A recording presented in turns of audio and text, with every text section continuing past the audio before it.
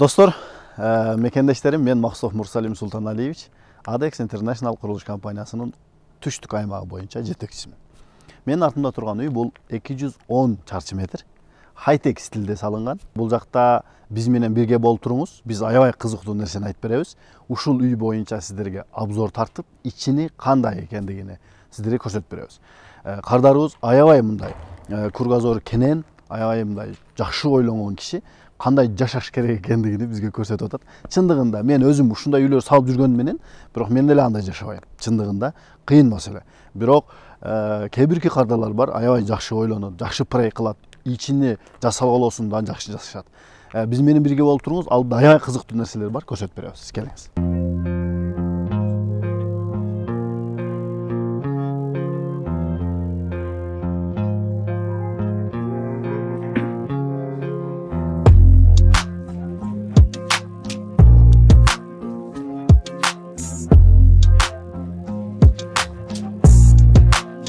Бисмилла деп киргенде эле барата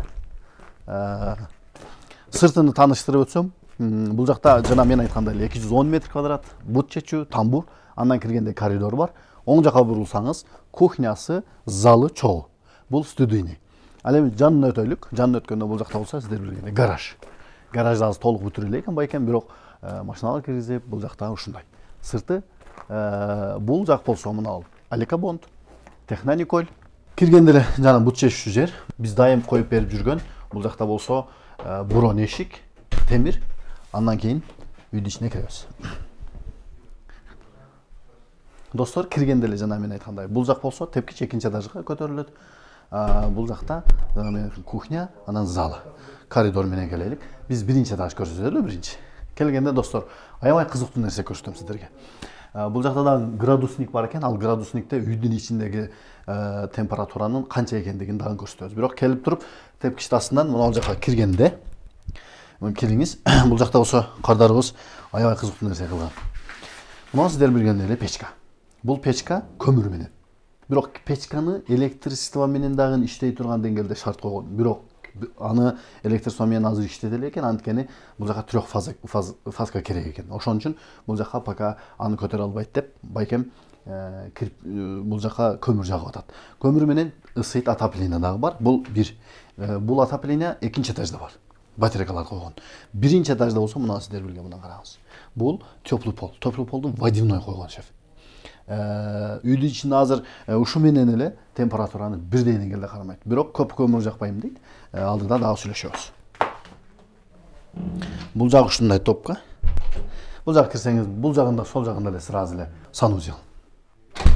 Эми келиңиз. Биринчи этажда жана гараж бар. Гараждан өткөндөн кийин эле бул жакта топкадан кийин болсо санузелден кийин бул спальный бөлмө. Спальный бөлмөнү караңыз. Бул жака телевизор илемдеп, жасалгалоосун ушундай кылып жасаган. Биринчи этажда бул родительский, бул ата-энелердин уктоочу бөлмөсү, спальный бөлмө деп ушул жакта жасаган. Эми келиңиз. Кызык жери бул хай-тек стилде, бул жакта болсо сыртка чыкканга мүмкүнчүлүк бар. Бул жакта жанагындай конок келип калса, же болбосо башка бирөөлөр келсе, бул жака чыгып сүйлөшүп, азаба жутуп келгенге мүмкүнчүлүк жаралат. Эми келиңиз. Жана мен айткан биринчи этажда, бул жакта болсо баягы холл, студийный, бул жакта конок отуруп сүйлөшкөнгө, бул жакта болсо шефтер тамактанып атасыздар. Бул жак келиңиз. Экинчи этажга чыгайлы. Сиз кардарыбыз чындыгында мен айткандай эле аябай кенен ойлонот. Жасалгалоосуна көңүл буруңуз. Мисалы үчүн эски бул мындай стилди берген. Бул жактагы сүрөттөр, дубалга жабыштырылган краскалар, тепкич, бүт нерсе өзүнүн нерсинде. Бул жакта болсо чыгып келгенде, бул жакта ачылат, бул жак крыша, мен айткандай, бул жак гараж жана спальный бөлмөнүн үстү жагы.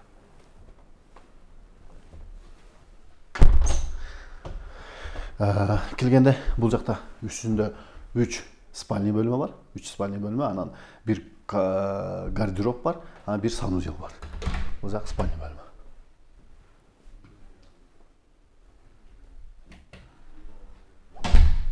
Келиңиz, ортодагы ортодо дагы бул дагы спальня бөлмө экен.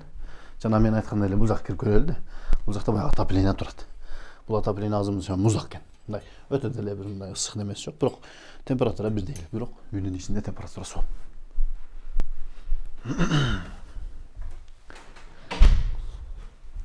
Түздө бул болсо гардероб, бул болсо неме? Санузел, ал жакта спальня коелу. А бул жакта болсо дагы бир спальня бөлмө. Бул жакта кыздар бар экен. Көрсөтпөй эле коелу.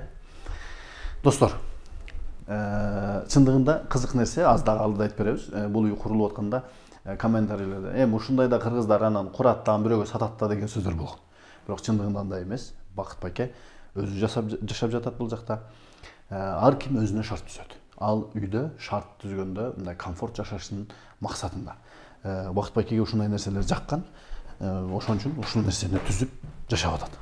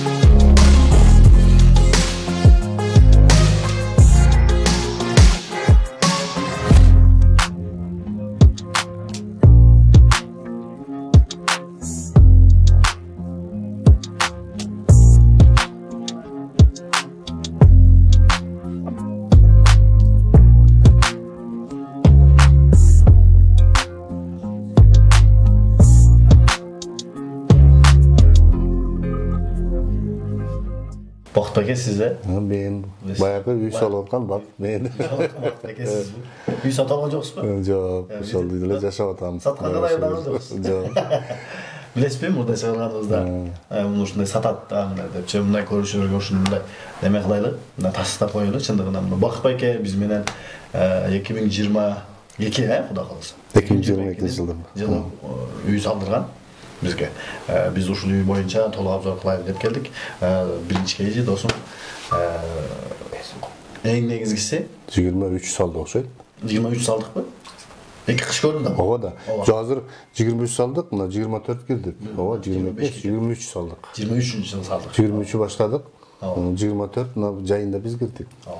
Негизи азыр мына үй боюнча суроолорду биринчи кейжи деген аңгымызда сиз узаттыңыз. Ошондо Бакыт байке 1 жыл болду жашаганыңызга? Жашаганыма бир 5-6 айлы болду. 5-6 ай. Былтыр июнда экен, июлда кирдик да. Бул баягы эми жайында. кышкысын эми азыр кандай болуп атат мына? Биринчи кыш жашап атабыз. Жакшы, жылуу үй. Күнүнө 1 маал от жагам кечинде. Орто эсептен 1 айлык бир чыгаша кандай болуп аткан ушул неме? Эми 1 айда бир кеминде бир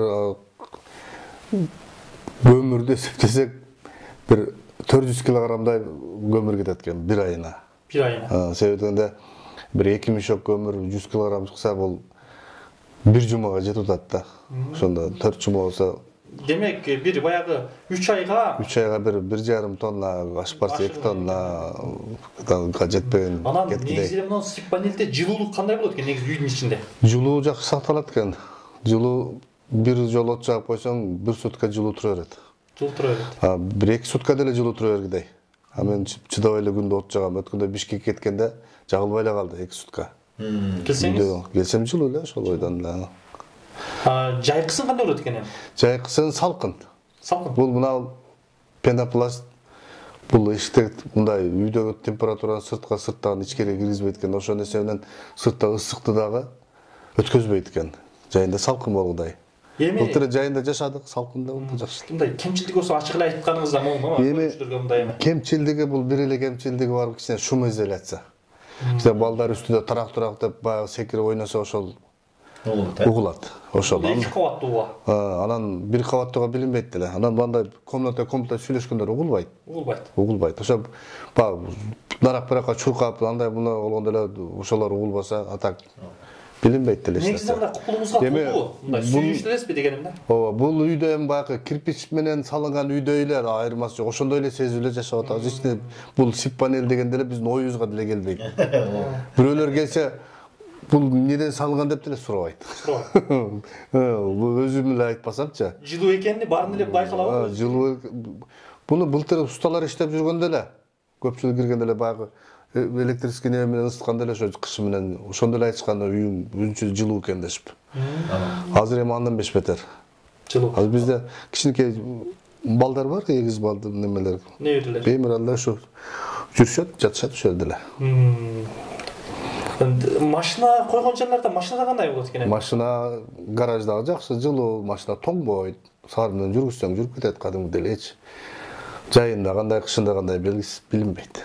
Негизи эле тууган урук кошуналарга Кыргызстан боюнча эле мындай сунуш пикириңиз кандай? Салам дегендер көп эле кызыктар, алар бирок биз Мурсалим Максутов экөөбүз сүйлөсөк, силер мактадыңар дейт да. Анан ошого мындай бир салдырган адамдарга бир эми бул жашоону кичине жеңилдетиш керек да. Мына кирпич менен салып, ага канча расход, канча грязный иштер, канча труд. А бул тез бүтөт. Таза, эч кандай баягындай грязный иш жок мында. Анан жылуу. Анан эң негизгиси жер түтүрөлөргө коркунуч жок, такыр. Акча жагынан кандай болуп калат сиздин оюңузда мына кирпич менен муну сип панель? Эми акча жагынан мен ондой деле көп эсептеп аякпаягын неметкен жокмун, эми билбейм. Может быть, бирдей эле болот, же может арзан же кымбат. Но эң негизгиси убакыттан утасың. Убакыт акчадан кымбат турат. Эми 5 жыл, 6 жыл деп үй салам деп эле ошентип ошонун аркасынан эле жүргөндөн көрө 1-2 айда бүтөт. Канча айда бүттү ушул үйүңүз? Бул 1,5 айда бүттү. Фундаменттен баштап. Фундаменттен баштап чатыры, сырты, отделкасы полный 1,5 айда бүттү. Сип панелдин негизи компаниянын балдарына кандай көз карашты? Абдан жакшы, ыраазымын, жакшы иштешти. Күнү түнү дебей эч баягындай бир күн калтырбай да иштешип, жакшы 1,5 айда уже полный бүтүрүп тапшырып кетишти. Жакшы, молодец, жакшы иштешет. Баягындай повар багып, жок, андай нерсе, даже бир шуруп алып бербейсиң. Бир мык алып бербейсиң, бардыгын өздөрү кылат.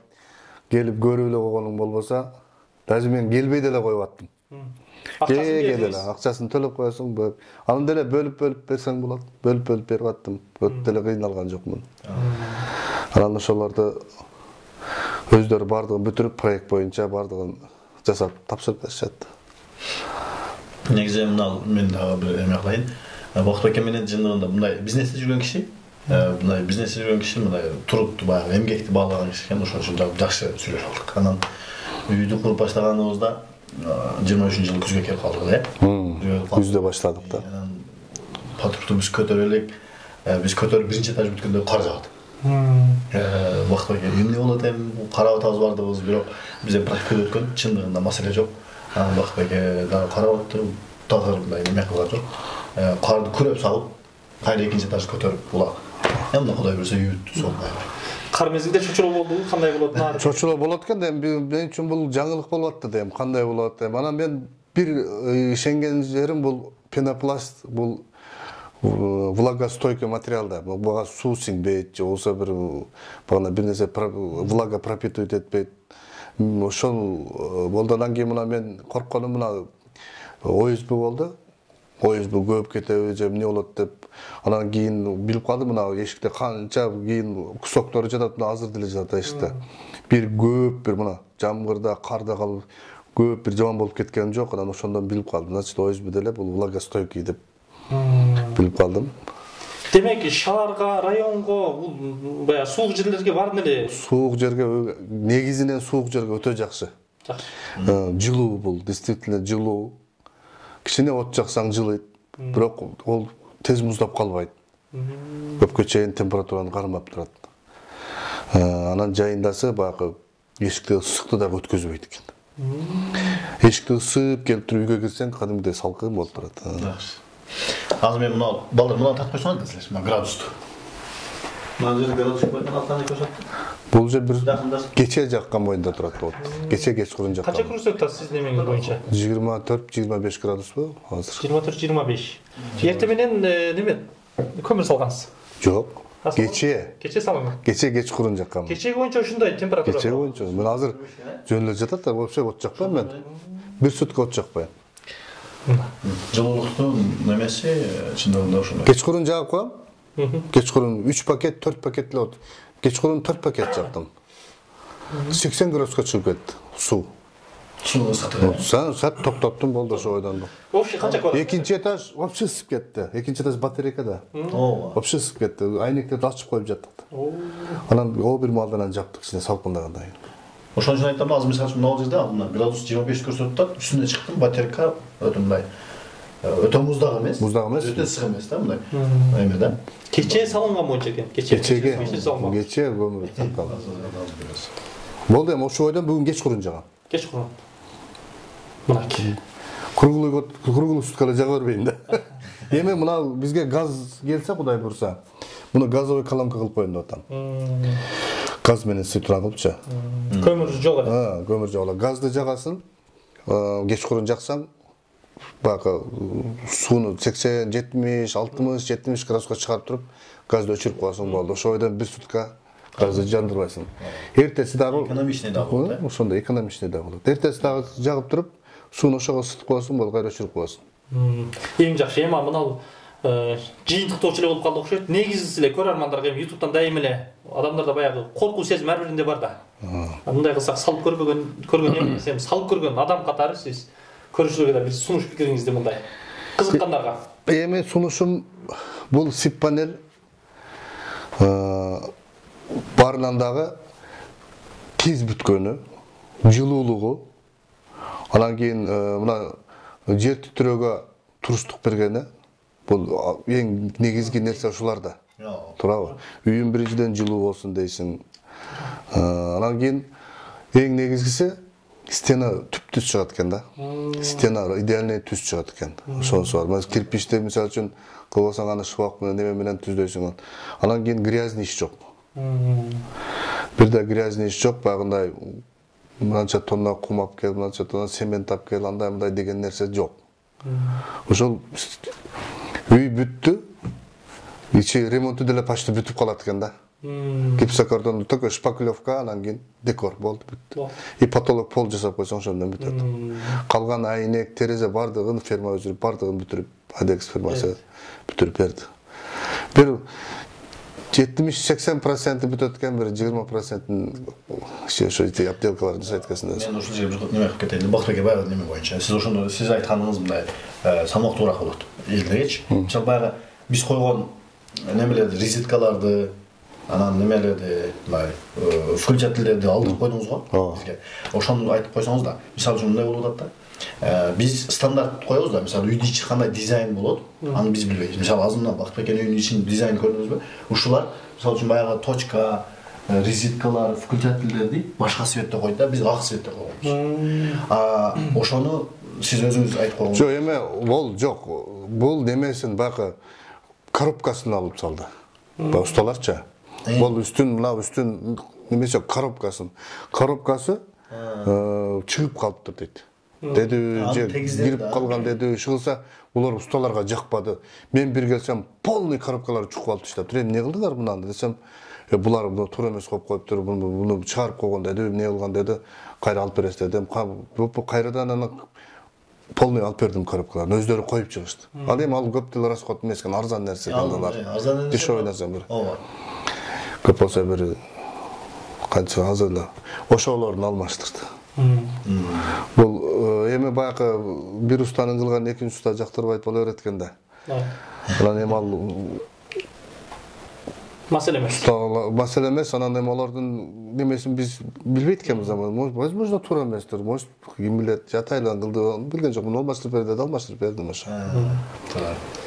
Жакшы. Акырында эми сип панелдин жетекчисине компанияга бир ыраазычылык сөзүңүз менен жыйынтасак. Ошо мына Мурсалим ушул Адекс компаниясы ушул үйдө салышты. азыр биз жашап атабыз. Жакшы. Рахмат. Азыр көпчүлүгү келип мына көрүп атышат. Мен жокто деле келип көрүп атайын келип көрүп кеткендер көп болуп атат. Кызыккандар көп. Дизайнга кызыккандар көп. Мындай кайта стилдешип. Жакшы, рахмат. Ошо бардыгына иштерине ийгилик, ден соолук, ушундай да үйлөрдөн да көп салышып, кыргыз элине ушундай чоң көп ушундай кызматтарды кылып, кыргыз эл дагы мындай бир оор нерселерден чыгып ушундай жеңил конструкцияларга өтүп, тез бүтө турган үйлөргө өтсө, ошону каалайм. Рахмат, ийгилик иштерге. Ийгилик сизге дагы тойлор жакшылыктар болсун. Үйдө аябай жакшы бүтүрүпсүз. Негизинен 2 кабаттуу үй. Мына агабыз бүгүн сүйүнүп кубанып менен отурат. Мынтип Агдас Суркондун үстүндө жакшы тилек менен Кудай буйрса бүгүнкү маектештик жакшы.